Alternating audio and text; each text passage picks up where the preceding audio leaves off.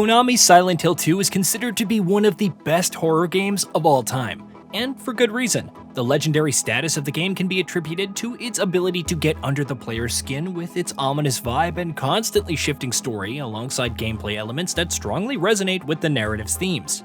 It's a very well-designed experience that has stayed with countless players over the years, and Bloober Team has tried to recreate the same magic in a new light with Silent Hill 2 Remake.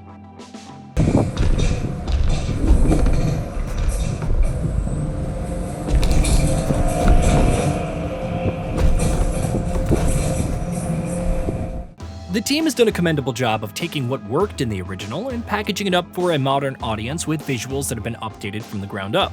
Silent Hill 2 Remake is built using Unreal Engine 5 and makes good use of the engine's toolkit to create stunning vistas and technically sound environments. Things have obviously changed by a significant margin, but to what extent exactly? With this feature, we'll be delving into exactly that as we take a look at both versions of the game side by side and break down individual aspects of the presentation. Game Engine. As previously mentioned, Bloober Team has used Epic's Unreal Engine for this project, and the team has certainly showed signs of maturity after working on the same tools with its previous Layers of Fear project. Silent Hill 2 Remake makes good use of features like Lumen to create appropriately spooky vistas that reflect how light behaves in a realistic fashion. The rendering pipeline also consists of other visual effects, including, but not limited to, volumetric light shafts, dense smoke volumes, and nanite for geometry, among others.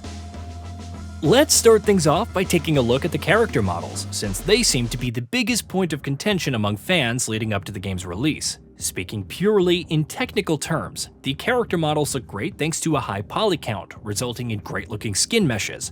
We also get to see fine strands of hair with minimal artifacts coupled with appropriate physics movement for the same. The clothes are comprised of physically based materials, and they look great with proper texturing and attention to geometric detail. The art direction remains questionable though, since cleaning up the facial models strips away some of the charm that existed in the original. Konami had to hide low levels of detail, and crude textures had to be hidden through clever uses of shadows on the PS2, resulting in a very fitting image given the psychological horror themes of the narrative. The remake makes certain changes to the models themselves, and soft skin meshes can make certain characters look rather off-putting at times. The changes are more pronounced in side characters like Angela and Harry, but again, that's more to do with the art direction itself than a technical inefficiency. Switching gears over to the environments, we get to see some nice use of nanite with dense texture meshes scattered throughout its spooky world. The global illumination solution does a good job of creating a convincing look throughout, balancing direct and indirect lighting well across a bunch of challenging scenarios. Ray tracing is being used for bounce lighting and reflections, and the latter can be seen very clearly in various puddles and water bodies reflecting their surroundings with great precision. Smoke volumes play a significant role in the atmosphere of Silent Hill 2, helping to establish a haunting vibe reminiscent of the original game. While these dense smoke effects are prominent throughout, the animations that occur as players move through the smoke feel somewhat rigid and could use some work. But generally speaking, Bloober Team has done a good job of crafting a solid post-processing pipeline that embellishes the image presentation with effects like depth of field, motion blur, and high-quality alpha particles in combat. Head-to-head comparison. Now let's take a look at some iconic scenes from the original game and the remake to get a better understanding of the changes and graphical updates that have happened between the two versions. The opening sequence, Mary's Letter. The opening sequence of Silent Hill 2 sees our protagonist James Sunderland receiving a mysterious letter from his dead wife Mary, asking him to seek her out in this special place. This is an iconic scene that does a great job of setting up the perfect tone for events to follow, and the remake retreads a familiar path in broad strokes. The cinematic has been cleaned up by a significant margin, and the visible grit in the original is replaced with a markedly more clean aesthetic this time around. The shots are framed mostly the same, and the differences between the environmental details is exponential. The level of detail in distant objects like trees and the lake is crisp, and the generous smoke volumes help to set the right mood for the events to follow. In my restless dreams, I see that town, Silent Hill. You promised you'd take me there again someday, but you never did.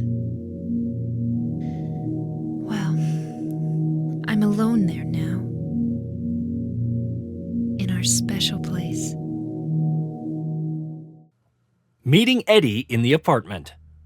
That baseball hat wearing Eddie is one of the major characters that James comes across during his adventures in the twisted town of Silent Hill. When you first meet Eddie, he can be found puking in the toilet seat, struggling to exchange words with James about what really went down here.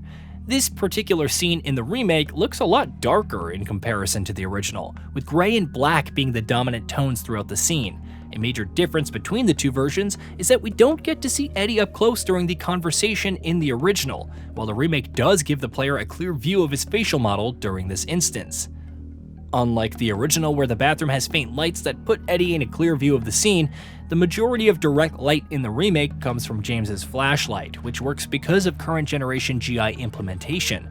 This scene also gives us a good view of the efforts that Bloober Team has put into recreating the environments with a consistently high level of detail, and how that helps in achieving the desired look. Note how the tiles in the bathroom have a thick coating of dust layered across them, which not only affects the material's ability to reflect light, but helps contribute to the gritty aesthetic of the game. Meeting Angela in the apartment.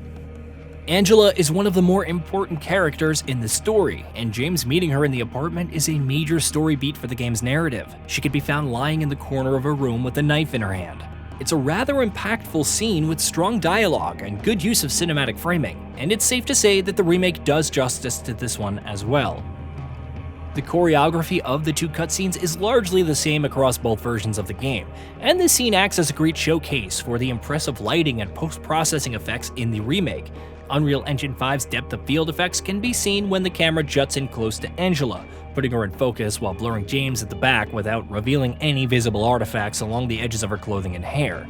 High-quality reflections can be prominently seen on the shiny edge of Angela's knife and the mirror itself, and that enhances the visual flair of the scene. Indirect lighting is rather minimal thanks to mostly rough surfaces and quaint light sources, but it appears that Bloober Team might be utilizing additional cinematic lighting techniques to better highlight the action. First monster encounter. Silent Hill 2 is a survival horror game at its core, and it makes good use of elements like building tension and foreshadowing horror to unease the player from the very core, and the first monster encounter is emblematic of those very strengths. We see James coming face to face with a creature that looks like an unimaginable nightmare with its malformed body and ugly textures.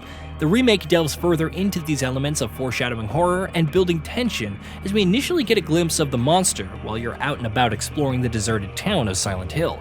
The game takes you through a sequence of following blood trails and clues before you're finally confronted with the horror itself. And then you're thrust right into the deep end with a combat encounter. Animations. The original Silent Hill 2 operates on the same framework of tank-style controls as most horror games of the time, and the remake changes that to a third-person perspective, which is more suitable for modern audiences. The combat has also been changed drastically from the original, swapping the basic options for a more fleshed-out system where you have to preserve your ammo and properly line up headshots to ensure your chances of survival. The change in perspective also meant that animations have been revamped by a significant margin. Unlike the primitive animations of the original, the remake features smooth animations for both the player and enemies. Combat works flawlessly as one animation seamlessly blends into the other. Enemies also twitch restlessly and cover distances swiftly, adding to the element of horror while also adding a lot more variety to the moment-to-moment gameplay. Conclusion. In conclusion, Bloober Team has done a great job of putting a fresh coat of paint over this classic. The team has made good use of Unreal Engine 5's suite of visual features to create an appropriately chilling horror setting. While there are definitely a few rough edges like changed environmental lighting and character models, the remake does a great job of creating its own identity without compromising on what made the original game so special in the first place.